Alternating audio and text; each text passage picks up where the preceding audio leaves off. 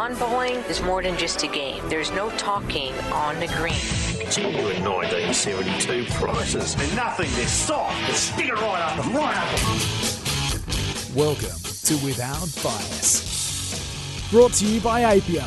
Proudly supporting Bowls Australia. Apia, dedicated specialists ready to help. Call 13 50 50. Apia, get set, go. Local legend wanted. A bowls green is just up the road. Search bowls clubs near me. G'day, welcome to Without Bias, our dedicated lawn bowl show, part of the Sporting Capital on SEN. Sam Hargraves with you. Big show for you tonight as a lot of our bowls community continues to persevere through lockdowns, as does the rest of the country and the communities that they're in. But we will head over to WA, who are in a state of sort of normality, and speak to Clive Adams, the regional bowls manager in WA. He's hosting. He's the host and commentator of Rinkside Live, and he's got a new podcast as well for Bowls Australia that we're looking forward to hearing all about. But first, before we get to him, our number one ranked Jackaroo at the moment on the men's side, Corey Wedlock's been good enough to jump on the line with us. G'day, Corey. How you going, mate? Look, I'm good. How about yourself? How are you travelling? Shell Harbour, your location. How have you been managing lockdown life? Yeah, it's not too bad. Obviously, just trying to keep as busy as possible. Obviously, lucky enough to live near the beach, so going a few walks along the beach and, just trying to stay busy and positive and that. So, yeah. When we were able to get some bowls happening, Corey, you had a brilliant year. 2 BPL titles, 2 Australian titles, and silver in the Australian Champion of Champions. You must be really happy with your performance and the success you've been able to enjoy this year. Yeah, no, really stoked how I was playing, and obviously lucky enough to grab a few titles. A lot of them with good mates too, which makes it that little bit more special. So, pretty stoked with the year I was having. You finished 2020 and 2021 season as the number one ranked bowler in the country. How much of an honour is that for you? Oh, yeah, that's huge, obviously. Obviously, to be ranked at number one in Australia is fantastic. There's so many class players out there, and to finish on top's awesome. I know I've obviously been pretty close the last few years, but to finally grab number one is awesome. And obviously, I can't do that without a lot of my teammates along the way that I've partnered up with and had success. So, got to thank them too, I suppose. Is it a goal you've set for yourself? I don't know if you're a vision board guy. I don't know if you're a bucket list guy. I don't know how you set up your aspirations in the sport, but was that certainly one that you had on the whiteboard? Yeah, for sure. Obviously, growing up, wanting to play for Australia and as my main goal, but obviously you take one event as it comes. But obviously, to finish number one in Australia is obviously a tick off the bucket list. How have you ensured that you maintain that consistency? I mean, obviously last year was tough, especially, and this year continues to be as well. But how do you maintain your focus? I suppose just I'm pretty lucky here at Rilla. We got so many class players. Obviously, you got Jeremy Henry, Aaron Tees, Gary Kelly, Brendan Aquilina. So you got 4 other international players to feed off, and I suppose we just we practice together, train, play, and we just get a lot out of that, I suppose, and we feed off each other, and so it's pretty lucky here at Rilla to have so many class players to practice and train with. When bowls came back to the national calendar in Feb, it was sensational. Now there's been another absence. When something like that happens, when you can't do what is maybe the biggest part of your life, how big a hole does it leave for you? How do you manage a time without being able to do what you love? Yeah, no, it's been obviously really tough. No one's ever sort of been through something like this, but sort of just taking time just to sort of work on myself. And obviously, I can't see family too much, but I got to see them a little bit before just before the lockdown. So yeah, just spending time on myself, and obviously I get to spend a bit more time with my girlfriend too, which is good and makes her happy. Through the current spate of lockdowns, how much have you been able to get onto a green? Not at all, actually. So I haven't really played since, I haven't played at all since Aussie Open in June. Just trying to work off them little 1%ers off the green. That's going to make me a better player when I get on the green. Have you got some exercises and drills that you do? I mean, I sort of speak about this a little bit, but I'd imagine that your release and your delivery of every bowl, I equate it to a lot like a basketballer shooting free throws, to a golfer, swinging their drive. It has to be that sort of second nature thing. So what kind of exercises and drills do you do, Corey, to make sure that doesn't lose its natural fluidity and you don't sort of grow apart from it?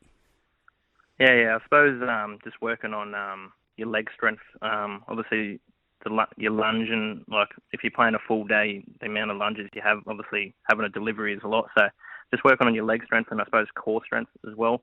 But just mainly just trying to keep just nice and fit and obviously mentally strong as well. So just working on them things.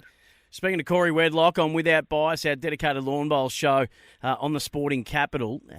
We do it all for Bowls Australia, local legends wanted. Search bowls clubs near me, and for Apia, proudly supporting Bowls Australia, the number one ranked male bowler in the nation at the moment. What have you been working on in particular after your meetings with coaches? And with those meetings, what's been the focus for you guys at the moment while you aren't able to compete and or really train? Yeah, it's just been really about just what we can do to obviously do better. Like those 1%ers off the green, that's going to help us when we get back out playing. So trying to do everything we can off the green, as we can't control what's happening at the moment. So just trying to stay positive and focused and really determined. Obviously, we've got games coming up. So just trying to do everything we can off the green to make us a better player when we get on the green and hit it hard sort of thing. When I asked you about attaining that number one ranking, you mentioned that it was really, a lot of it was down to, the first thing you said was down to the support that your teammates give you. So at a time when you can't be around them, what do you guys do to stay in touch? Are we doing Zoom poker nights, or how do you stay in touch? How do you keep the camaraderie strong? How are you guys staying connected and making sure that team culture, that team spirit doesn't wane with the games not too far away next year in Birmingham? Yeah, it's obviously hard because we all live in different parts of the state, but we've been lucky enough to do a lot of Zooms and catch up over that. But obviously, I'm really close with pretty much everyone in the team, so I stay connected to a lot of them. And obviously, you got Aaron Tees just up the road that lives there, and I'm pretty close with Barry Lester as well. We talk a lot as we have a connection at Burleigh Hedge when I played Premier League up there. But yeah, I suppose I talk to a lot of them really. Like the Jackaroo's culture, the big thing is that we're all one big family, and we just feed off each other really. And if we need help, we reach out and we just all help each other, and it's really awesome. So the Zooms are really, really good. We all get to catch up, and just as simple as what we've been up to or what we've been doing pretty much. That's been good, yeah. Speaking of helping each other out, Corey, does Barry Lester help everyone out by giving them some free wine of his? He's got his wine venture going on. Surely the great man reaches out and extends a bottle to all of the Jackaroos in these trying times. Oh, I haven't seen that yet. Oh, but no. He's pretty known for his dad jokes. So he keeps the squad pretty entertained with them, I suppose. But Baz is a great guy, and he's a really good teammate. So he's good to be around, and he's just always upbeat, and he's really good. So he's missing a trick there, because every dad joke is a lot funnier if you've been able to ply someone with a couple of glasses of vino beforehand. He'd get much better laughs, I reckon, in the Zoom catch-ups if he's equipped you all with some of his finest drops. But, mate, have you picked up any lockdown hobbies? Not really, to be honest, but my girlfriend's a chef, so she's been teaching me a few things on the cooking front. So, that's been good to, obviously not the greatest cooker, but it's been good. She's taught me a few things, so it's good. So, with all things going well, what are you expecting next year? What's the first event you're expecting to suit up for?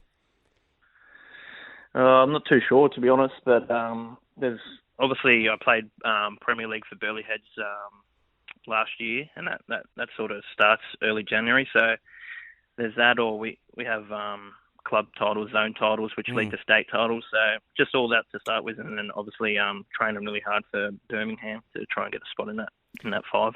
I think you'll be all right there with that number one ranking. But, mate, all the best with it. Obviously not counting chickens before they hatch and all that kind of stuff, and there's a little ways to go. But I wish you all the best. Hopefully it's sooner rather than later that you can get back out on the green and start that quest towards higher honours at the Com Games. Corey Wedlock, always a pleasure, mate. Thanks so much for catching up with us on Without Bias. Yeah, thank you. Thanks for having me. Corey Wedlock on Without Bias. We do it all for Bowls Australia. Local legends wanted. A Bowls Green is just up the road. Search Bowls clubs near me. And for AP, a dedicated specialist ready to help, call 13 50 50. So on one side of the country, of course, we've got New South Wales, Victoria, all in heavy lockdown at the moment. But in WA, they're pretty much living an unimpeded life. And the regional bowls manager in WA, he's the host and commentator of Ringside Live, and he's got a new podcast for Bowls Australia called The Right Line. Clive Adams is going to be our next guest on Without Bias after this. From the wide outdoors to the great indoors, this is Without Bias. Brought to you by Apia, proudly supporting Bowls Australia. Local legends wanted. A Bowls Green is just up the road. Search Bowls clubs near me.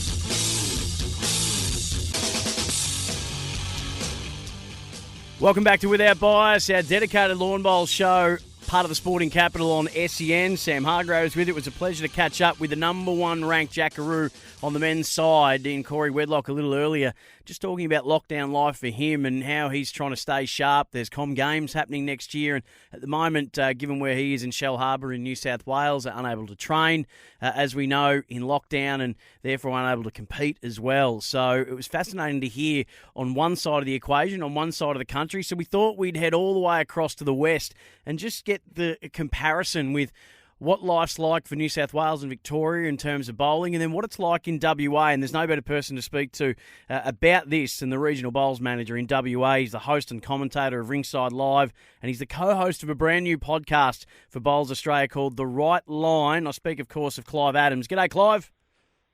G'day, Sam. Pleased to be here, mate. How's things?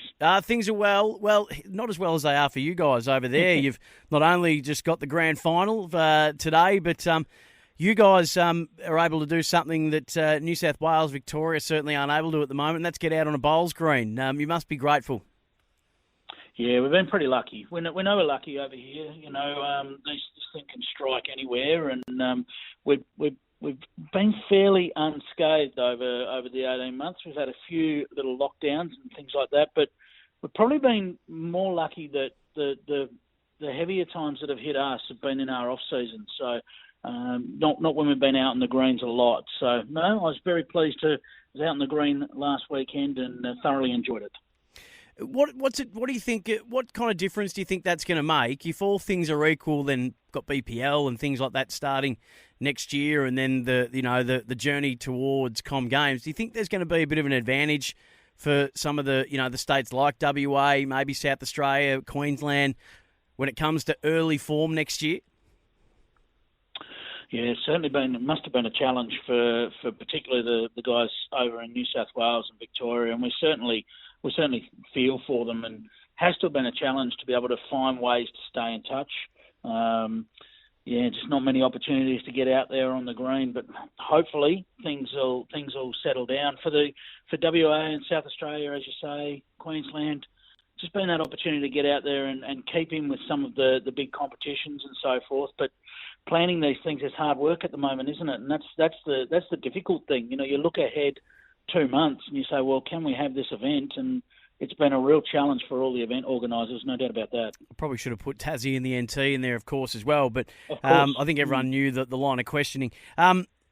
Clive, you yourself, though, personally, COVID has sort of followed you hot on your heels around the country for parts of the year. Just give us a little insight into your run-ins, so to speak, with COVID throughout the year as you've been jet-setting around the countryside. Yeah, it certainly has. A few of my friends have been asking me, what have you been doing when you've been going to some of these places? Because the Australian Championships was the first one. Of course, we know that was knocked on the head halfway through the event, and on returning to WA from that one, I did have to do a 14-day isolation. Luckily enough, I was able to do that alongside a good mate of mine in Tristan Smallacombe, of course, who won the Australian champion singles a couple of months prior to that. But luckily, we were able to get in together and keep each other company, if you like, for the 2 weeks. But then the Australian Open, I got back one day prior to when another isolation would have kicked in from the Gold Coast, and then had a trip to South Australia in my regional bowls manager role, my senior regional bowls manager role, and again got back one day before more border restrictions kicked in, and it would have been another 14 days. So been a bit lucky. It does feel like it's been chasing me around. Well, mate, I think you could have been a lot worse, but for sure. Hey, you're joining us to talk about a brand new podcast that Bowls Australia and the Bowls community should be very excited about as well. The Right Line. Talk us through this show and the ideas behind it. Yeah, it's exciting times. Bowls Australia's now got its own podcast, and I guess it's an opportunity to look deeper into the sport and the personalities of the sport, and that's at grassroots level as well as the top level. And I guess without the time constraints of TV and radio and so forth, it's an opportunity to be able to delve a little deeper and give people some really interesting stuff to listen to. What'll be the main focus of the show? I guess get inside the minds of the players, the clubs, everyone around the country, and really get into, I guess, some great stories, some wonderful stories, have a bit of fun along the way, and really get the inside word of right from the horse's mouth, I guess, of what's going on all around the country, and people will be able to listen in their cars, whenever it suits them to be able to tune in and listen to us having a bit of fun, as well as giving them some great information and exposing them to perhaps some stories they wouldn't have otherwise heard. It's interesting, isn't it? I've just got this little feeling that Bowls is on the precipice of a real surge when things get back to the closest thing we can to normality, just in terms of, I suppose, the next quantum leap in the game. It's something that I've spoken to Karen Murphy about a little bit in her role with Bowls Australia, and Rebecca Van Ash as well, and talking about what will be the next big leap. And it certainly looks like analytics of the game and the way in which bowlers prepare, and the analysis of competitors and everything in that space, almost that high performance space. Might be the next big frontier for bowls, and I'm wondering whether you're sensing the same thing, and will that be a little tangent that the podcast can explore as well? Yeah, it certainly is. I think that space is a really interesting one for bowls, and I actually got involved with doing some stats at the last BPL, and some of the insights you can get into the wins and losses of ends, when to use power plays, particularly for that format, when to use power plays, what's really a success, instead of, I think sometimes we think we know, but having that data in the background to be able to really back up tactical play is a really important added aspect to bowls that perhaps we haven't seen that much of. I think a lot of the data that we've used has been more anecdotal rather than the actual studies of it. And it's something that I'm really passionate about. I love the numbers and all that sort of stuff, so I really get my teeth into that. It's funny, Clive, because that's one of the unexpected consequences, I suppose, or bonuses that came out of the Big Bash and 2020 cricket, was we all thought that was going to be hit and giggle and it'll all be this exciting, fireworks display, which it so often is. But what coaches are telling us now is it's just an all-out analytics, tactics and strategy style of game now that really is for the thinkers. And you would never have thought that about T20, and it's fascinating that that's what the BPL has started to go. That's the road that the BPL started to go down. So that is really exciting. Where can we find the show? Yes, so you can check out the show it's basically on your favourite podcaster, really. I mean, it's available on Spotify, Google Podcasts, Apple Podcasts. So shouldn't have any trouble finding it. And you can tune into Lindsay Clark, myself, and Val as regular hosts. And I can let you know, a little inside word, that we're also going to have Carla Krasanik joining us as well. So fantastic. Where else would you go to hear two of the Jackaroos, two of our stars of the sport, talking about all things bowls? I mean, I think it's going to be very engaging. Yeah, absolutely, and can listen to that straight after you listen to Without Bias every week. For sure. No, it's fantastic. The more of those kind of shows, the better. And this one sounds like It's going to be absolutely brilliant, and I'm sure it will be with you at the helm of it, mate. Hey, in your role as regional bowls manager in WA, how have the clubs been able to operate through the pandemic? As you say, that you've had a few scares along the way, but by and large, how are the clubs faring? Yeah, as I say, the big key was that, the big part of COVID in WA was sort of, this time last year, and it was cleared up before our season. So we had a pretty untouched season. Certainly there was some events that couldn't quite go ahead, but they were in the minority. And whilst we had a couple of pennant days where we had to wear masks and so forth during games, which was a little different, overall we got through a season of bowls reasonably unscathed. The clubs themselves, they've been really good in terms of staying aware. It's been part of my role, of course, and all of our roles in the regional bowls manager space to keep clubs up to date with what they could and couldn't do. And probably the trickiest times is when you're not quite in lockdown, but you're sort of coming out of lockdown. That can be the tricky times, and it gets people wanting to get out in the greens and sort of saying, well, why can't I go out and have a roll-up as my exercise and things like that. That's probably been the challenging times. But overall, our clubs have really, hats off to them, because most of our clubs in WA are run by volunteers, and they've done a wonderful job in staying across all of the governance around COVID and the like. And have all your events been able to get away as scheduled? Pretty much. As I say, the only real problems we had were right back in March last year when we initially started going into lockdowns and so forth. So we lost a few events there, but for the rest of the most recent season, it was pretty unscathed. So, as I say, Sam, we continually pinch ourselves with how lucky we are over here, and we know it could strike any moment over here, and we just hope that the vaccines are the answer and that we can keep going along living life reasonably normally. Clive, always a pleasure, mate. Really appreciate your time. It's great to get a look into how the other states are able to function and the different states of being that they're able to enjoy or not enjoy depending on their circumstance in this COVID pandemic, mate. So thank you very much. Good luck with the podcast. Can't wait to hear it.